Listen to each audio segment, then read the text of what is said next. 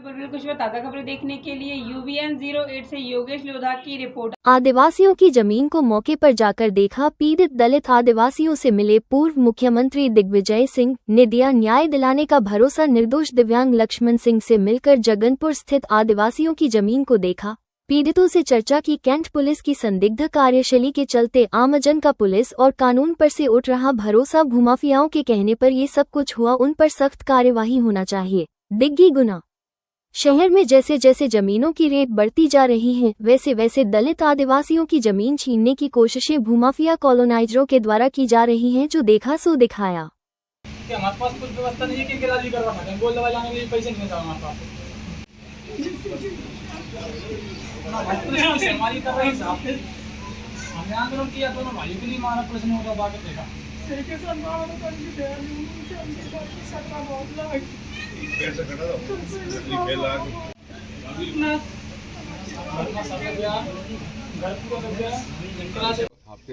नहीं आपको तो दे दीजिए, अगर कोई आपत्ति आती तो फिर हिसाब से डिसाइड किया जाएगा।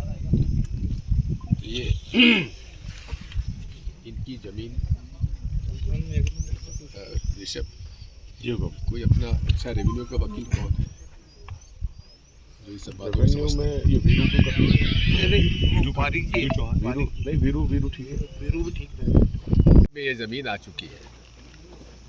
गांव का नाम है जगनपुर चक, जगनपुर चक,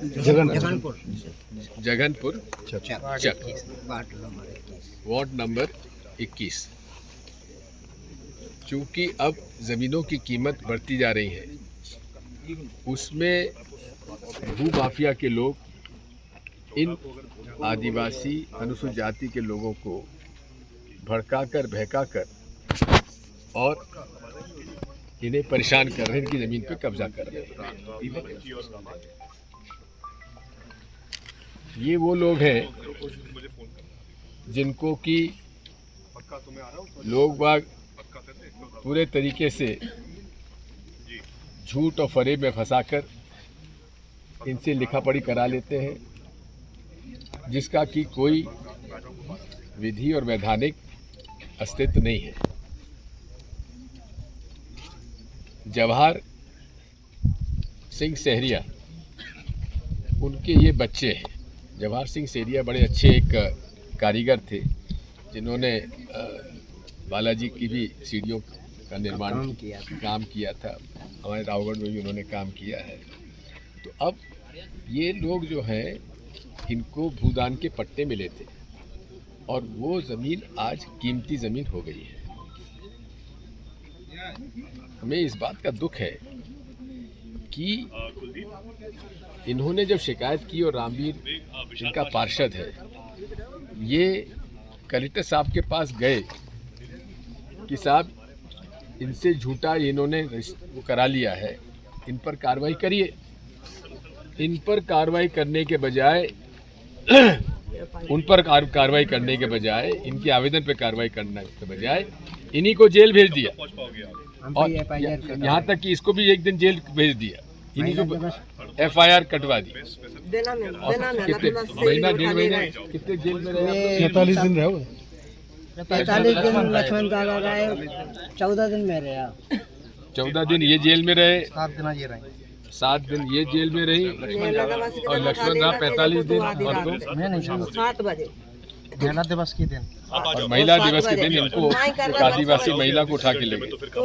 तो मैं ये नहीं समझ पा रहा हूँ कि आखिर इनका कसूर क्या था। रिपोर्ट में भी 3 लोगों के, इनके रामवीर और लक्ष्मण अहरवार और जितेंद्र अहरवार का नाम हट गया था। तो फिर CSP की रिपोर्ट में जो इन्होंने चालान पेश किया, उसमें से नाम हटा ही नहीं है। मैं वही कह रहा हूँ, स्वयं पुलिस की रिपोर्ट इनके पक्ष में है, हाँ, लेकिन फिर भी इनको जेल भोगना पड़ा। तथ्य भी छुपा रही है पुलिस सर। बिल्कुल सख्त कार्रवाई उनके ऊपर होना चाहिए, जिन लोगों ने ये भू माफिया के कहने में ये सब कुछ काम किया है। बताओ क्या क्या हुआ पूरा किस। इनकी लड़ाई लड़ूंगा, चाहे मुझे जहाँ भी जाना पड़े, जैसा भी जाना पड़े, जो भी मुझे करना पड़े। मैं हमारे जवाहर सहरिया जी के पूरे परिवार के सहयोग के लिए 1-1 इंच की ज़मीन इनका हक है, उनको दिलवाऊंगा। और जिन्होंने ये धोखेबाजी की है उनके खिलाफ सख्त कार्रवाई